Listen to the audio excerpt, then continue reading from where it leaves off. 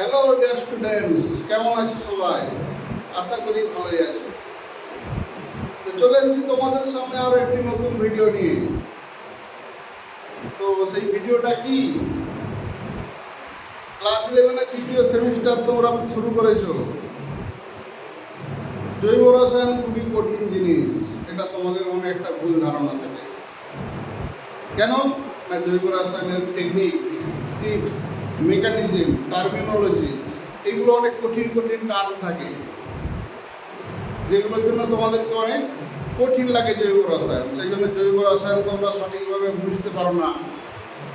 যারা যারা বুঝতে পারছো না, যারা যারা সঠিকভাবে মনে রাখতে পারছো না, কী করে পড়বে, কী করে মনে রাখবে, তো সমস্ত কিছু টেকনিক নিয়ে, সমস্ত কিছু টিপস নিয়ে সহজ ভাষায় সরলভাবে জৈব রসায়নকে বোঝার জন্য আমি চলে এসেছি। Welcome to peer chemistry class. সহজভাবে জৈব রসায়নকে বোঝার জন্য তোমরা আমার জৈব রসায়নের ভিডিওগুলি দেখতে থাকো।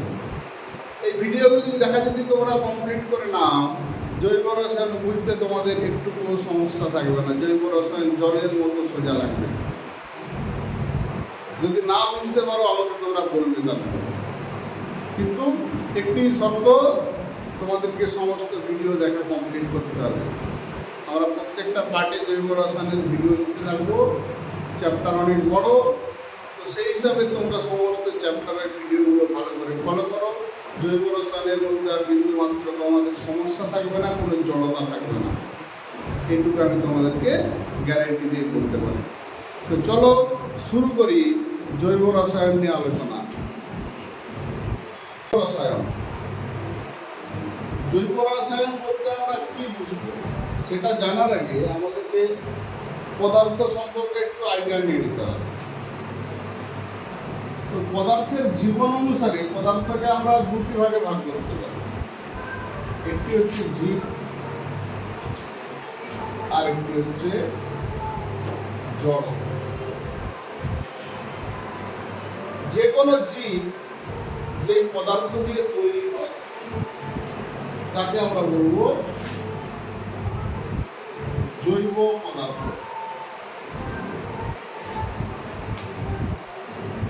আর যে কোনো জড় পদার্থ তৈরি হয়, জড় তৈরি হয় অজৈব পদার্থ দ্বারা। তো আমরা এখানে জড়টা পড়ব, আমরা পড়ব জৈব পদার্থ দিয়ে বা জীব। যাদের প্রাণ আছে তারা জীব। সেই জীব যে পদার্থ দিয়ে তৈরি হয় তাদেরকে বলা হয় জৈব পদার্থ। এই জৈব পদার্থ দেখতে কিরকম, কি দিয়ে তৈরি হয়, কোথা থেকে পাওয়া যায়, তার মানে এই জৈব পদার্থের উৎস, কোথা থেকে আমরা জৈব পদার্থ পাবো, দেখতে কেমন, গঠন, এদেরকে কি করে চিনব সেটা পাওয়া যায়। ধর্ম, কোথায় কোথায় ব্যবহৃত হয়, ব্যবহার। তবে জৈব পদার্থের উৎস, গঠন, ধর্ম, ব্যবহার বিজ্ঞানের যে শাখায় পড়া হয় তাকেই বলা হয় জৈব রসায়ন। এখানে একটা জীব কিভাবে খাচ্ছে, কিভাবে চলছে সেটা আমরা পড়ব, কিন্তু সেই জীবটা কি দিয়ে তৈরি হয়েছে, তার গঠনগত উপাদান কি, সেজন্য তার উৎস কোথা থেকে পাওয়া যাচ্ছে, গঠনগত উপাদান, তার গঠন, তার ধর্ম, তার ব্যবহার বিজ্ঞানের যে শাখায় পড়া হবে সেটিকে আমরা বলবো জৈব রসায়ন। জড় পদার্থের ক্ষেত্রে অজৈব রসায়ন সেইভাবে আসছে। যেহেতু আমরা জড় পদার্থ পড়ব না, তাহলে জৈব রসায়ন জিনিসটা কি বোঝায়, জৈব রসায়ন কাকে বলব? তো এই জৈব পদার্থ, এই জৈব পদার্থকে আমরা আরেকটু ছোট করি।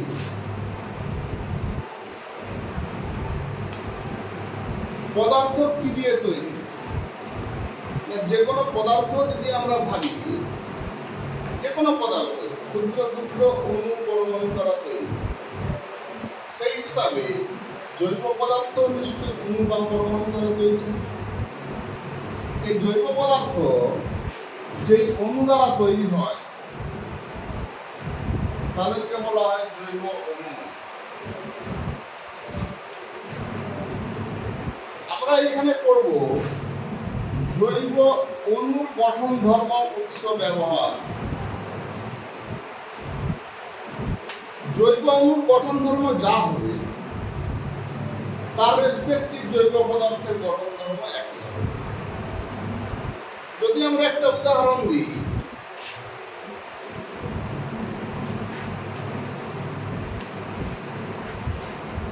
C6H12O6, এটার নাম হচ্ছে কি গ্লুকোজ। এটা চিনির মধ্যে। আমরা যখন চিনির ধর্ম পড়বো, এক বস্তা চিনি নিয়ে বসবো না। আমরা চিনির ধর্ম যখন পড়বো, চিনি যে অণু দিয়ে তৈরি হয়েছে সেই অণুর ধর্ম পড়ব। তবে জৈব অণুর যা ধর্ম হবে বা এই অণুটার যা ধর্ম হবে, চিনির ধর্ম একই হবে।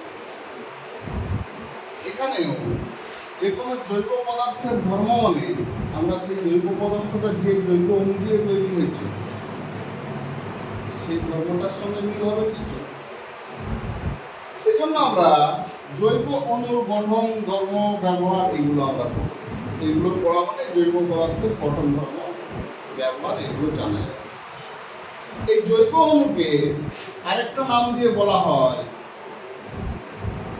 জৈব যৌগ। এরপর যদি জৈব যৌগ দিয়ে আমরা জৈব রসায়নের সংজ্ঞা দিই, তাহলে যে বিজ্ঞানের যে শাখায় কোনো জৈব অণু বা জৈব যৌগের উৎস, গঠন, ধর্ম, ব্যবহার নিয়ে বিশদে আলোচনা করা হয় তাকে বলা হয় জৈব রসায়ন। বললাম, বোঝা গেল কথা? তো এরপর আমরা আসবো জৈব অণু নিয়ে। তাহলে জৈব পদার্থটাকে আমরা একটু ছোট করে অণুতে বা যৌগতে নিয়ে গেলাম। জৈব যৌগ বা জৈব অণু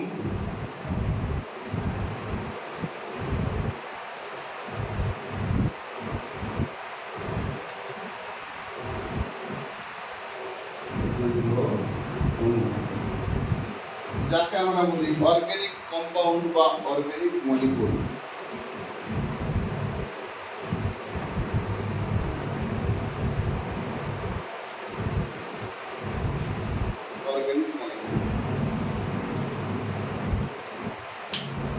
এই জৈব যৌগ বা জৈব অণু কাকে বলা হয়? না, আমরা জৈব যৌগ বা জৈব অণুটা কি সেটা জেনে এলাম যে জৈব পদার্থের একটা ক্ষুদ্রতম অংশ, যে অংশ দিয়ে জৈব পদার্থ তৈরি হয় সেটাকে জৈব অণু বলব। তাহলে জৈব অণু জিনিসটা কি কি দিয়ে তৈরি হয় সেটা আমরা বলব।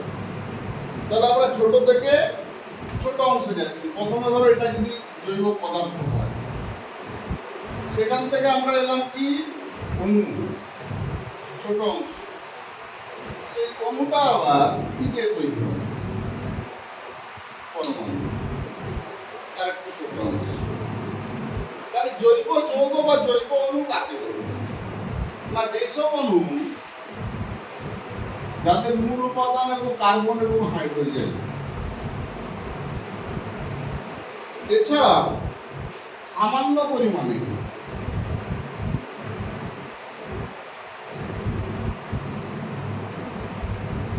Oxygen, nitrogen, sulphur, chlorine, bromine, iodine, chlorine ইত্যাদি পরমাণু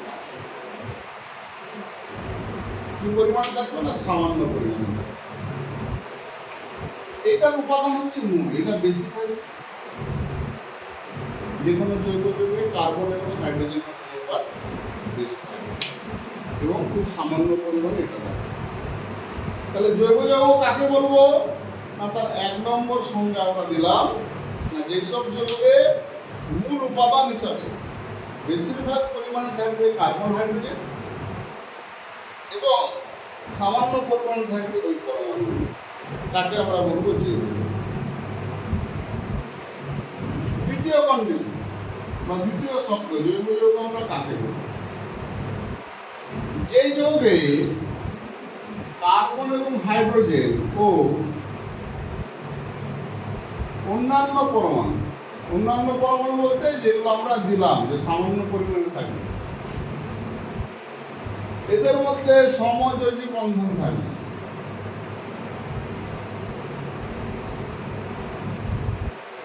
সমযোজী বন্ধন থাকবে, তাদেরকে আমরা বলবো জৈব যৌগ।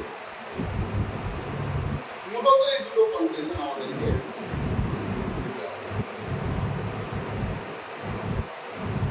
যেহেতু সমস্ত জৈব যৌগ কার্বন এবং হাইড্রোজেন দ্বারা তৈরি হয়েছে, এদের মূল উপাদান হচ্ছে কার্বন এবং তার সাথে বেশিরভাগ হাইড্রোজেন থাকে এবং খুব সামান্য পরিমাণে পরমাণু থাকে, সেজন্য এখানে একটা টার্ম লেখা যায় যে জৈব রসায়ন সমান কার্বনের রসায়ন। অর্গানিক কেমিস্ট্রিকে আমরা কার্বন কেমিস্ট্রি হিসাবেও বলতে পারি। ঠিক আছে, কেন না এখানে মূল উপাদান যেহেতু কার্বন। তাহলে জৈব যৌগ কাকে বলে যদি আমরা সংজ্ঞা বলি, এই দুটোকে একসঙ্গে মিলিয়ে বলে যে যৌগে বেশিরভাগ উপাদান পরমাণু হিসাবে কার্বন এবং হাইড্রোজেন থাকে এবং সামান্য পরিমাণের পরমাণু থাকে, এদের মধ্যে পরস্পর সমযোজী বন্ধন দ্বারা যুক্ত, সেই জন্য তারা হচ্ছে জৈব যৌগ। তাহলে এখানে জৈব যৌগের একটা বৈশিষ্ট্য আমরা পেলাম কি, জৈব যৌগের মধ্যে কি ধরনের বন্ধন থাকবে? সমযোজী বন্ধন থাকবে। তার মানে জৈব যৌগের প্রকৃতি কি হবে না, জৈব যৌগ হবে সমযোজী যৌগ।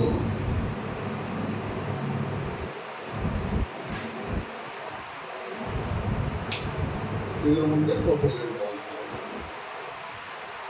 জৈব যৌগের সংজ্ঞা থেকে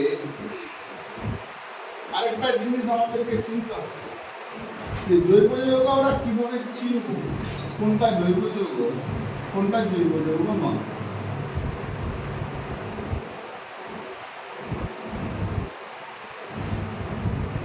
ধরো একটা পেয়ার আমি দিই, CO2 CH4, এই দুটির মধ্যে কোনটি জৈব যৌগ কোনটি জৈব যৌগ নয়? CH4 জৈব যৌগ, CO2 নয়। তার কারণ কি?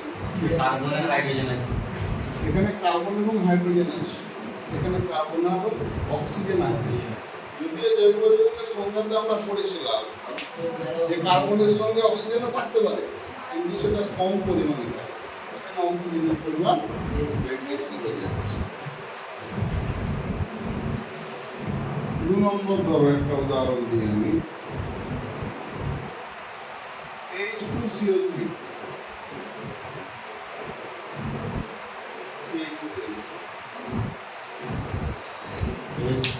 এখানেও কার্বন আছে, হাইড্রোজেন আছে, অক্সিজেন বেশি পরিমাণে আছে। এখানেও কার্বন আছে, হাইড্রোজেন আছে, ক্লোরিন বেশি পরিমাণে আছে। তাহলে সংজ্ঞা অনুযায়ী দুটাই জৈব যৌগ নয়, কিন্তু এটা জৈব যৌগ নয়, এটা হচ্ছে জৈব যৌগ। তার কারণ হিসাবে কি বলা হবে না, এখানে বন্ধনের প্রকৃতি, এখানে আয়নীয় বন্ধন বর্তমান H2CO3 ভেঙে গিয়ে H++CO3 -2 উৎপন্ন, আয়ন উৎপন্ন হচ্ছে অনেক, এখানে আয়নীয় বন্ধন বর্তমান। তাহলে আয়নীয় বন্ধন আছে অমিটারি জৈব যৌগের মধ্যে, আমরা ফেলবো না। আর এখানে সমস্ত বন্ধনই হচ্ছে সমযোজী বন্ধন, সেজন্য এই জৈব যৌগ। এখান থেকে একটা কনক্লুশন আমাদেরকে নিতে হবে যে কার্বন হাইড্রোজেন থাকলেই সেটা জৈব যৌগ না হতে পারে। জৈব যৌগ হতে গেলে কার্বন হাইড্রোজেন মূল উপাদান হতে হবে এবং তাদের মধ্যে সমযোজী বন্ধন থাকতে হবে, তবে আমরা তাদেরকে বলবো জৈব যৌগ। বোঝা গেল?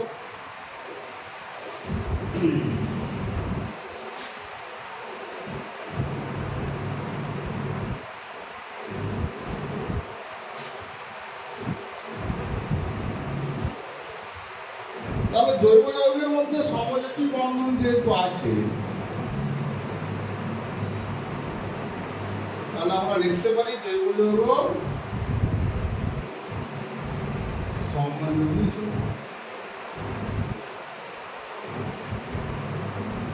জৈব যৌগ মানে সমযোজী যৌগ। তাহলে সমযোজী যৌগের কি বৈশিষ্ট্য আছে সেটা আমাদেরকে দেখতে হবে। সমযোজী যৌগের যে বৈশিষ্ট্যগুলি আছে, জৈব যৌগ সেই বৈশিষ্ট্যগুলি দেখা যায়। বেশিরভাগ ক্ষেত্রে কিছু কিছু এক্সেপশনাল আছে।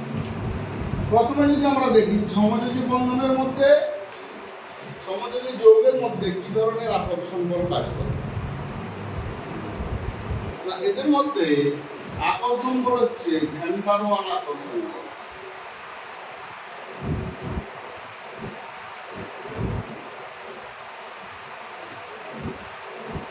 তাহলে বেশিরভাগ সমযোজী অণু পরস্পর ভ্যান ডার ওয়াল আকর্ষণ বল দ্বারা যুক্ত থাকে। এছাড়া সামান্য পরিমাণে কিছু কিছু জৈব যৌগ আছে, সেটা খুব সামান্য, যারা যুক্ত থাকে হাইড্রোজেন বন্ধনের মাধ্যমে। বেশিরভাগ অণু যুক্ত থাকে কি ভ্যান ডার ওয়াল আকর্ষণ বলের মাধ্যমে। সমযোজী যৌগ মানে এই ধরনের আকর্ষণ বল। 2 নম্বর, এদের গলনাঙ্ক যদি কঠিন হয় বা মেল্টিং পয়েন্ট ও ঘূর্ণাঙ্ক বা বয়লিং কম হবে, বেশি হবে না। এখানেও এক্সেপশন আছে, কিছু কিছু মৌলের ক্ষেত্রে বেশি, তার ব্যতিক্রম আমরা যখন পড়ব।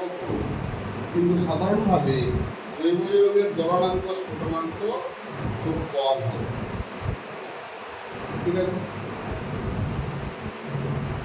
এদের 3 নম্বর বৈশিষ্ট্য যদি আমরা দেখি, এগুলো সব ক্ষেত্রেই কাজে লাগে। জৈব যৌগ মানে তাদের এই ধর্মগুলো থাকবে স্বাভাবিক। আমাদেরকে তাহলে কোনগুলো করতে হবে? এইগুলোর ব্যতিক্রম দেখা যায়। জৈব যৌগের ধর্ম এটা, কিন্তু সেটা দেখাচ্ছে না, এর উল্টোটা দেখাচ্ছে। আমাদেরকে সেগুলো মনে রাখতে হবে যে কোনো জৈব যৌগ আমরা যখন করব। তাহলে গলনাঙ্ক স্ফুটনাঙ্ক কম, এটা একটা দেখানো। কোনো দ্রাব্যতা, জৈব যৌগ যেহেতু সমযোজী যৌগ, সেই জন্য জলে কম দ্রবীভূত হয়। এখানেও ব্যতিক্রম আছে, যেমন চিনি জৈব যৌগ বা অ্যালকোহল, কিন্তু জলে দ্রবীভূত হয়। জলে এরা কম দ্রবীভূত হবে, কিন্তু বেশিরভাগ দ্রবীভূত হবে কি অধ্রুবীয় দ্রাবক।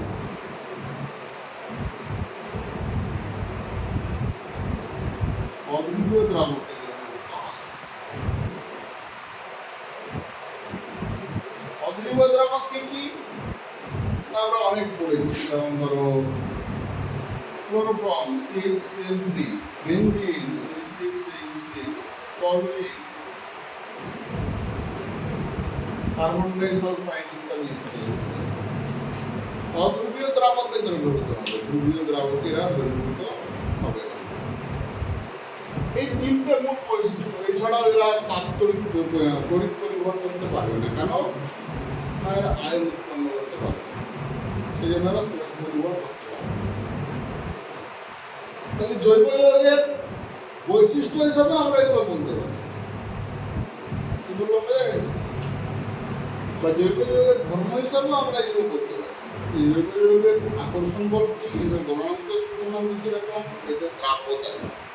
এটা হচ্ছে জৈব যৌগের 3টে মূল ধর্ম বা বৈশিষ্ট্যের মধ্যে পড়ে। যেহেতু জৈব যৌগ সমযোজী যৌগ, তারা এই ধর্মগুলি দেখাবে। ঠিক আছে,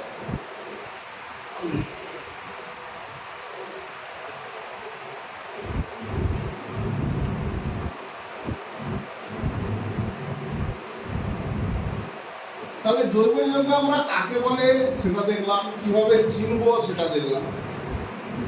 এরপর আমরা দেখবো জৈব যৌগ কয় ভাগে ভাগ করা যায়। জৈব যৌগের প্রপার ওয়ে।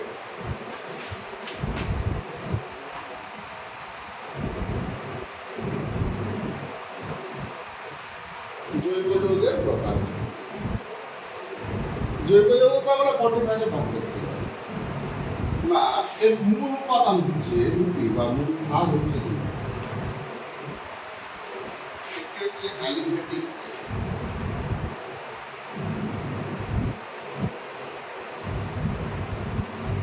অ্যালিফেটিক জৈব যৌগ।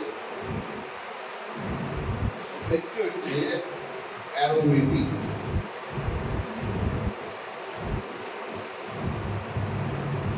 অ্যারোমেটিক জৈব যৌগ। আমরা এখন পড়বো অ্যালিফেটিক। অ্যারোমেটিকটা আর কিছুদিন পরে নিয়ে পড়বো। অ্যালিফেটিকের মধ্যে আবার দুটো ভাগ আছে। একটা হচ্ছে হাইড্রোকার্বন,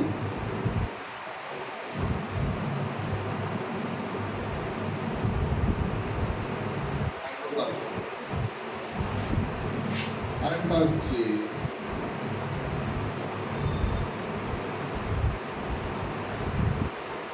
নন হাইড্রোকার্বন।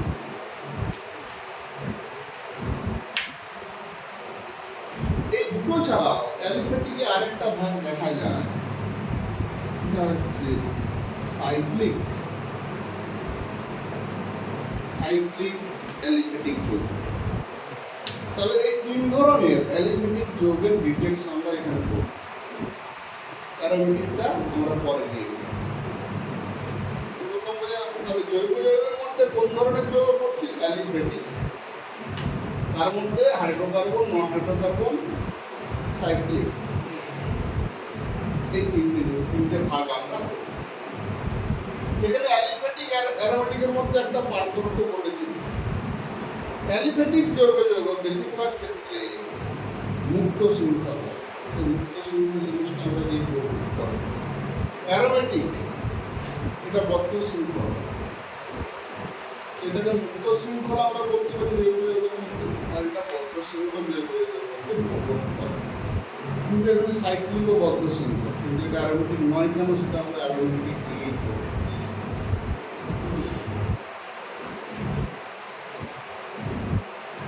তাহলে জৈব যৌগের মধ্যে তিনটে ভাগ নিয়ে আমরা ডিটেইলসে আলোচনা করব।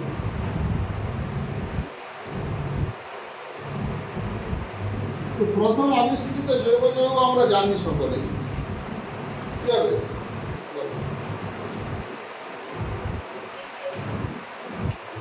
প্রথম আবিষ্কৃত জৈব যৌগ হচ্ছে ইউরিয়া।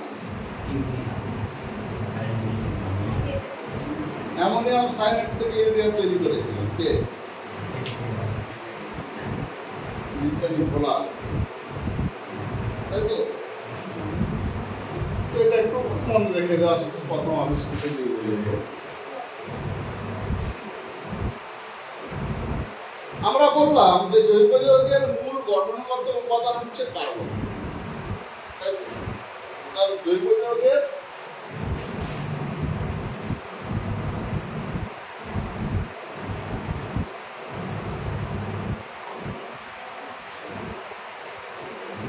মূল গঠনগত উপাদান কার্বন। কার্বন ছাড়া জৈব যৌগ সম্ভব না। কার্বনই সেখানে মূল উপাদান। তো পর্যায় সারণীতে 118টা মৌল আছে আমরা জানি এখন পর্যন্ত। তাদের মধ্যে কার্বনকে কেন বেছে নেওয়া বা জীব কেন বেছে নেব, তার কারণগুলো এটা আমাদেরকে জানতে হবে। তার মধ্যে প্রথম কারণ যে জৈব যৌগতে কার্বনকেই কেন বেছে নেওয়া হলো মূল উপাদান হিসাবে, তার প্রথম কারণ হচ্ছে যৌগিক দ্রব্যমান।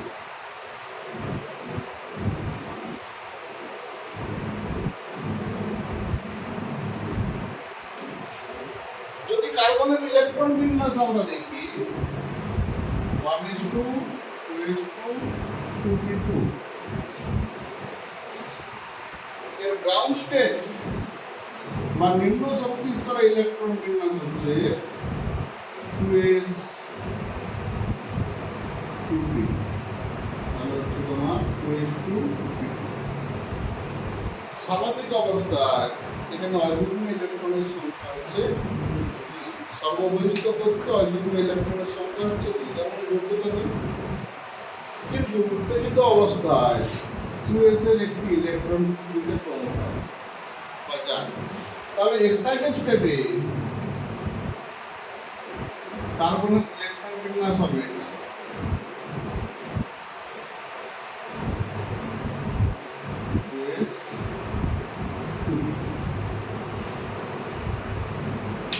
তাহলে তার যোগ্যতা কত দেখাবে? সর্ববহিষ্ঠ কক্ষে অযুগ্ম ইলেকট্রন। এই কার্বনের 4 যোগ্যতার জন্য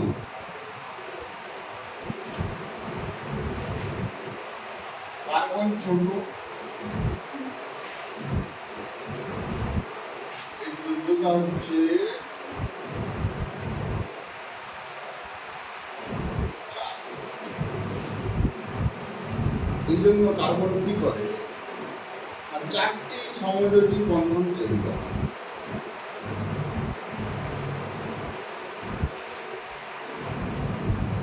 চারটি সমযোজী বন্ধন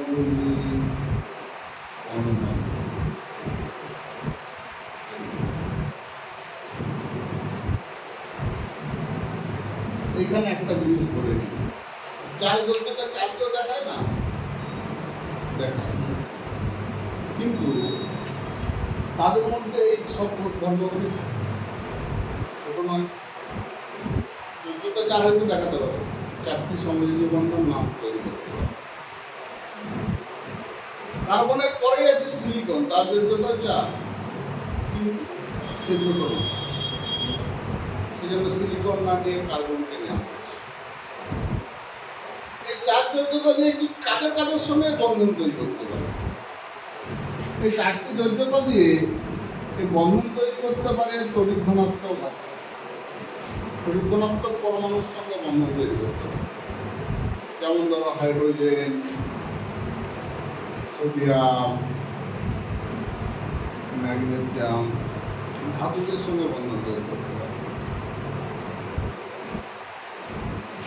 তড়িৎ ঋণাত্মক অধাতুর সাথে বন্ধন তৈরি করতে পারে। কিরকম না, কার্বন, ক্লোরিন, হাইড্রোজেন, অক্সিজেন ইত্যাদি তড়িৎ ঋণাত্মক পরমাণু, এদের সাথে বন্ধন তৈরি করতে পারে।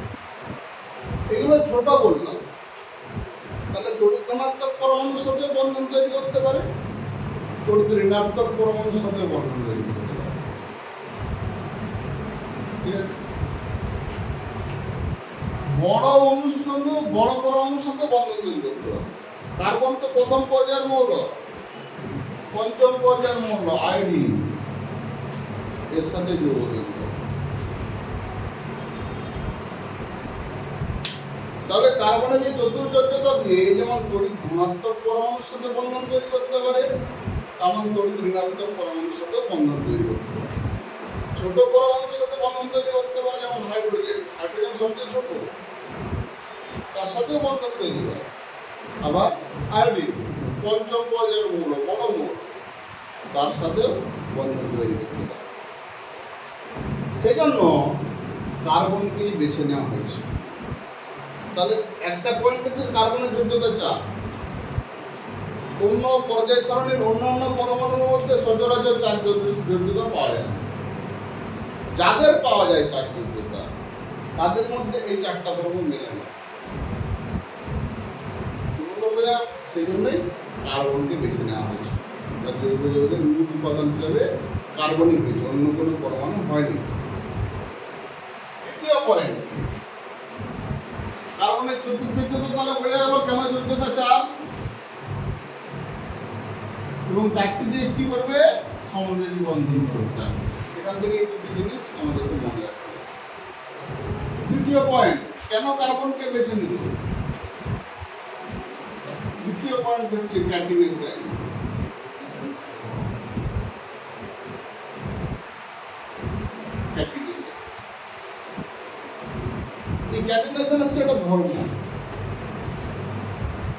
ক্যাটিনেশন ধর্মটা কি না, সেই ধর্মের জন্য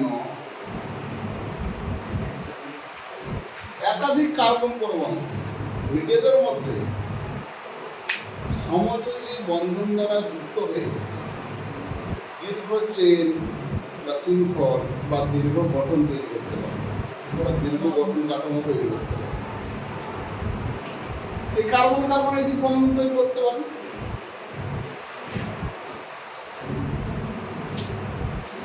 এইভাবে শৃঙ্খল তৈরি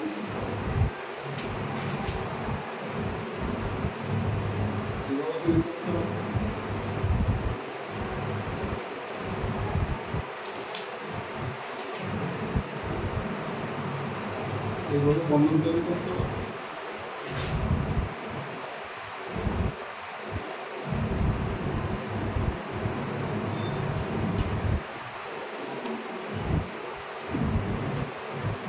এইভাবে আরো বাড়তেও পারে।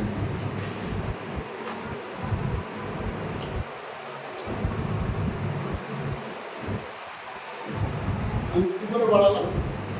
কার্বনের তো চারটা যোগ্যতা, একটা কার্বন চারটা কার্বনের সাথে যুক্ত।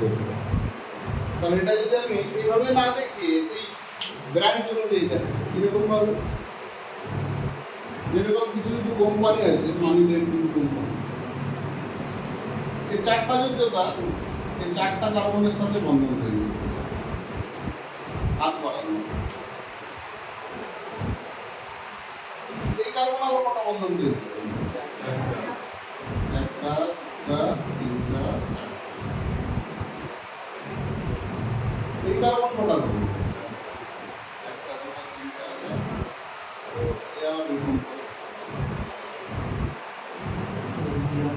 এরকম ভাবে বৃহৎ আকারের শৃঙ্খল তৈরি করতে পারে। সেই জন্য কার্বনকে এই কিছু নেওয়া হয়েছে। একটা করবে বাড়তেই থাকবে যতক্ষণ না চারটা হচ্ছে। এদিকে একটা থাকবে, এদিকে কোথায় কি এটা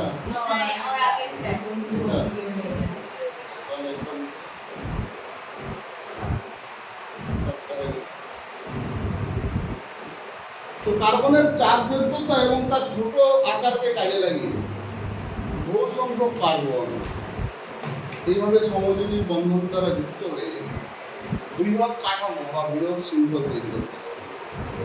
এটাকেই বলা হচ্ছে কার্বনের ক্যাটিনেশন ধর্ম। এই ক্যাটিনেশন ধর্মের জন্য কার্বনকে জৈব যৌগ হিসাবে বেছে নেওয়া হয়েছে, জৈব যৌগের মূল উপাদান হিসাবে বেছে নেওয়া হয়েছে। এরপর কথা হচ্ছে পর্যায় সারণীতে অন্যান্য মৌল ক্যাটিনেশন ধর্ম দেখায়। কার্বনের পরমাণু হলো সিলিকন, ওই গ্রুপে অবস্থান করে। সিলিকনেরও ক্যাটিনেশন ধর্ম আছে, কিন্তু সিলিকন এত বড় ক্যাটিনেশন ধর্ম দেখাতে পারে, এত স্থায়ী ক্যাটিনেশন ধর্ম দেখাতে পারে না। সেই জন্য সিলিকনকে না নিয়ে কার্বনকে নেওয়া হয়েছে। তাহলে এটা দ্বিতীয় পয়েন্ট, যার জন্য জৈব যৌগের মূল উপাদান হিসাবে আমরা কার্বনকে বেছে নিয়েছি, কার্বনকে বেছে নেওয়া হয়েছে। 3 নম্বর পয়েন্ট,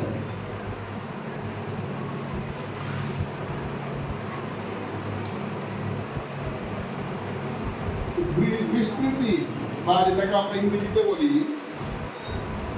বিস্তৃতি, কথাটা ঠিক না, অপশন বৈচিত্র্য।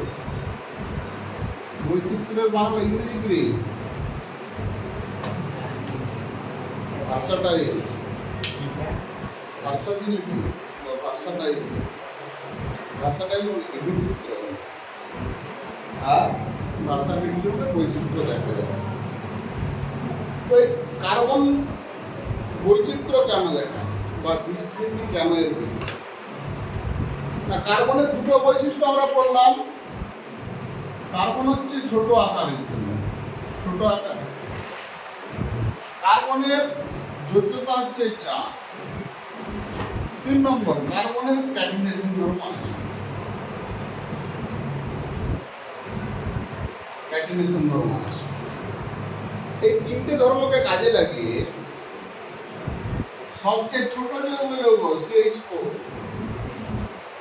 থেকে সবচেয়ে বড় যৌগ DNA, এছাড়াও আরো বড় যৌগ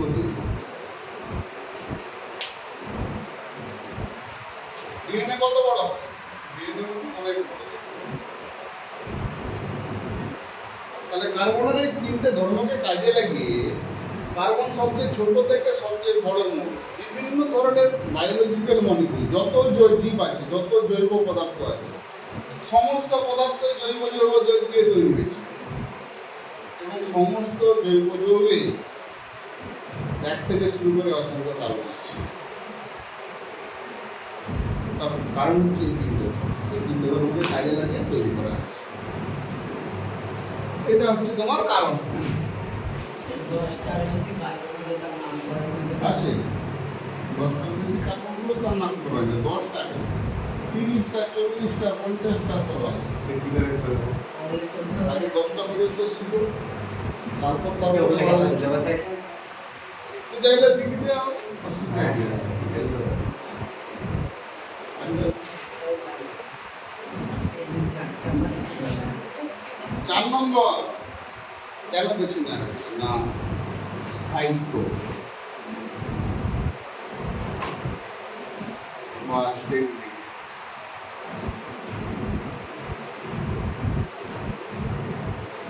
স্থায়িত্ব বা স্টেবিলিটি, কার্বনের যত যৌগ আছে বা যত রকমের জৈব যৌগ আছে, বেশিরভাগ জৈব যৌগই কি হয়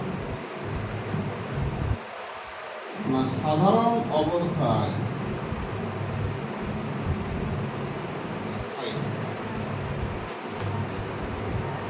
আর কি হয়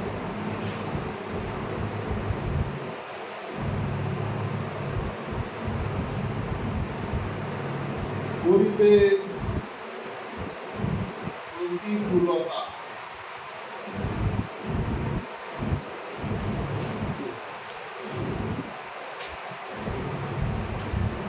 সহ্য করতে সক্ষম।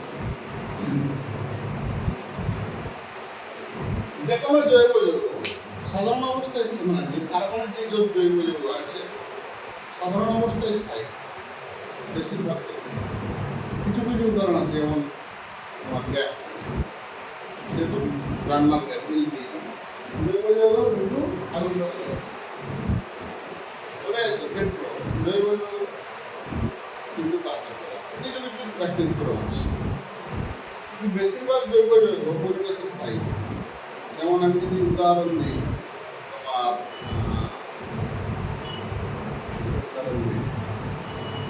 চিনি জৈব যৌগ স্বাভাবিক অবস্থা থেকে দিনের পর দিন রেখে দেওয়া কিছু হবে ঠান্ডা না।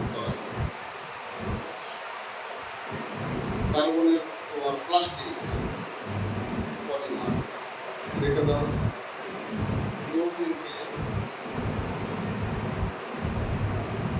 কার্বনের যৌগ বেশিরভাগ ক্ষেত্রে স্থায়ী হয় স্বাভাবিক অবস্থায়। এই কারণগুলোর জন্য কার্বনকে আমরা বেছে নিয়েছি বা কার্বনকে বেছে নেওয়া হয়েছে জৈব যৌগের মূল উপাদান হিসেবে।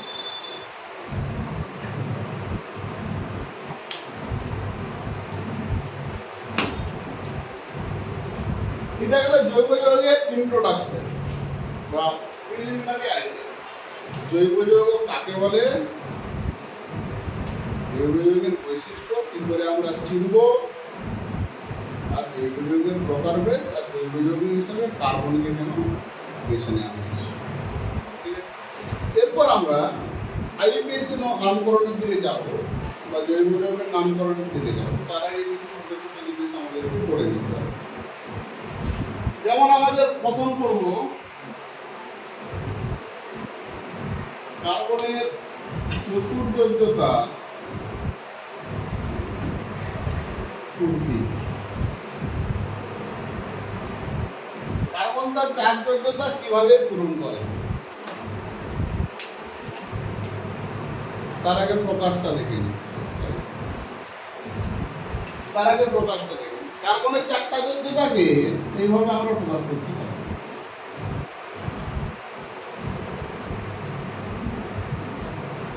প্রকাশটা করেছিলেন বিজ্ঞানী কেকুলে।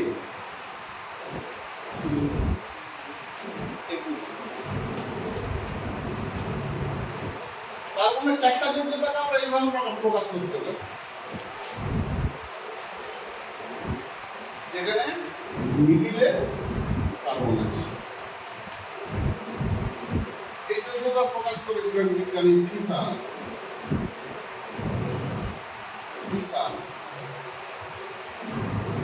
কার্বনের চারটা যোগ্যতাকে আমরা এইভাবে প্রকাশ করব।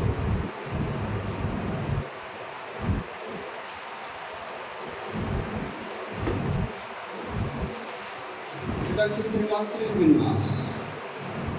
মোটাটাকে বলা হচ্ছে সমতলের উপরের বন্ধন, অ্যাবভ দ্য প্লেন। ডটটাকে বলা হচ্ছে সমতলের নিচের বন্ধন।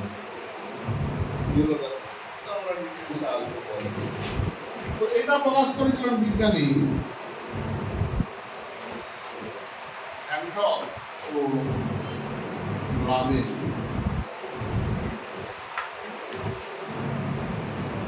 অ্যান্টপ লামেল আরও আছে। অ্যান্টপ এবং লামেলের প্রকাশিত ত্রিমাত্রিক বিন্যাস। এইভাবে কার্বনের চারটা যোগ্যতাকে আমরা প্রকাশ করতে পারি। কিন্তু বেশিরভাগ ক্ষেত্রে আমরা ব্যবহার করব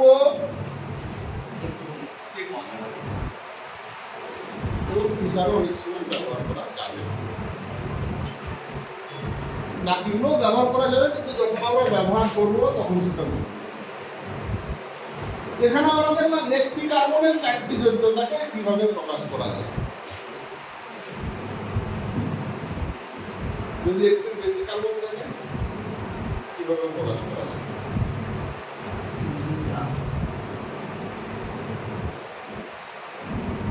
টাইপ 1 কি না, একটি কার্বন আরেকটি কার্বনের সাথে এক বন্ধন করতে পারে। তাহলে এই কার্বনের একটি যোগ্যতা একটি কার্বনকে দিয়ে দিল, বাকি এখনো তিনটি যোগ্যতা থাকে। তাহলে তিনটি যোগ্যতাকে আমরা তিনটি বন্ধন দ্বারা এখানেও তিনটি যোগ্যতা। এভাবে পরপর কার্বন এক বন্ধন দ্বারা যুক্ত হয়ে যেতে পারে। বাকি যোগ্যতাগুলো অন্য পরমাণু দ্বারা বা কার্বন পরমাণু দ্বারা হতে পারে। খালি অংশগুলো আমরা একটু দেখাচ্ছি। এখানে কার্বন যুক্ত হতে পারে বা অন্যগুলো পরমাণু। এখানে ধরো যদি কার্বন যুক্ত হয় কোনো সমস্যা নেই, তখন তিনটে আবার খালি। এখানে কার্বন যুক্ত করতে পারে, অন্যগুলো পরমাণু যুক্ত করতে পারে। তো কার্বন তার চতুর্যোগ্যতা এক বন্ধন দ্বারা পরিণত, সমস্ত বন্ধন এক বন্ধন দ্বারা পরিণত। টাইপ 2 আর কি দ্বারা পূর্ণ করতে পারে? এক বন্ধন তো আমরা দেখলাম কার্বন কার্বন দ্বিবন্ধন দ্বারা পূর্ণ করতে পারে। তার মানে এই কার্বনের চারটি যোগ্যতা দুটি ব্যবহার হলো, দুটি এখন হয়ে গেছে। এই কার্বনের দ্বারা চারটি যোগ্যতার মধ্যে দুটো ব্যবহার হয়ে গেছে, একটা খালি গেছে, তিনটা একটা খালি গেছে। এখানে একটা দ্বিবন্ধন হতে পারে, এখানে একটা দ্বিবন্ধন হতে পারে। এরকম দ্বিবন্ধন দ্বারা কার্বন তার চারটা যোগ্যতা পূর্ণ করতে পারে। এখানে একটা থাকবে, এখানে একটা থাকবে, এখানে একটা থাকবে। এইভাবে তার যোগ্যতা কিন্তু পূরণ হতে পারে। সবসময় এক বন্ধন দিয়ে হবে এরকম না হতে পারে। এই যে ফাঁকা অংশগুলো, খালি বন্ধনগুলো, এখানে হাইড্রোজেন যুক্ত হতে পারে, অন্য কোনো পরমাণু। সেটা আমরা কি করে বুঝবো? যদি অন্য কোনো পরমাণু থাকে নামকরণের সময় অন্য কোনো পরমাণু বসাবো, বাকি যেগুলো থাকবে সব হাইড্রোজেন বসে, খালি কেউ থাকবে। টাইপ 3 3 নম্বর আমরা কিভাবে পূর্ণ করব?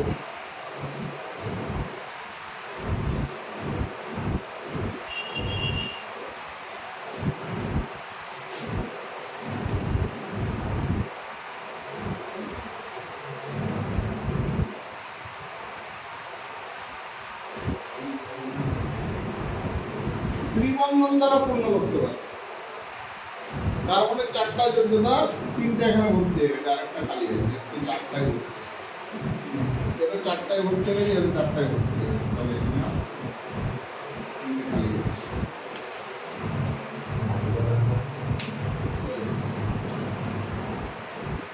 তো এইভাবে আমরা তার 4টা যোগ্যতাকে পূর্ণ করতে পারি।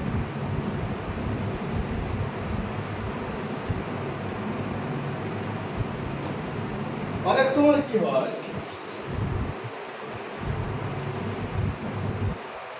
আমরা কিন্তু এটা অ্যালিফেটিক করছি, অ্যারোমেটিক কিন্তু করছি না, অ্যালিফেটিকের ক্ষেত্রেই দেখা যাচ্ছে 4টা কার্বন, 1টা কার্বন, 3টা কার্বন, 3টে কার্বন, 4টা কার্বন, 8টা কার্বন, বদ্ধ শৃঙ্খল দ্বারা ভর্তি হতে পারে। এটাকে বলা হয় সাইক্লিক যৌগ। মুক্ত নয়, দুটো কার্বন এখানে যেমন মুক্ত ছিল, এখানে মুক্ত নয়, সব কার্বন যুক্ত আছে। এবার বাকি যোগ্যতাগুলোকে তোমরা এইভাবে হাইড্রোজেন বা অন্য কোনো পরমাণু দিতে পারো। এখানে 6টা দিলাম, যে 6টায় থাকবে এরকম গ্যারান্টি নেই, 3টেও থাকতে পারে, 4টাও থাকতে পারে, 5টাও থাকতে পারে। এগুলোকে বলা হয় সাইক্লিক যৌগ। ঠিক আছে? তো এটা হলো কার্বনের যোগ্যতাকে আমরা কিভাবে প্রকাশ করতে পারি, কার্বন কি করে তার 4টা যোগ্যতা পূরণ করতে পারে। শুধু এক বন্ধন হাইড্রোজেন দিয়ে করতে পারে, দ্বিবন্ধন হাইড্রোজেন অন্য কোনো পরমাণু দিয়ে করতে পারে, ত্রিবন্ধন হাইড্রোজেন অন্য কোনো পরমাণু দিয়ে করতে পারে, আবার বদ্ধ শৃঙ্খলে করতে পারে। আর এটাই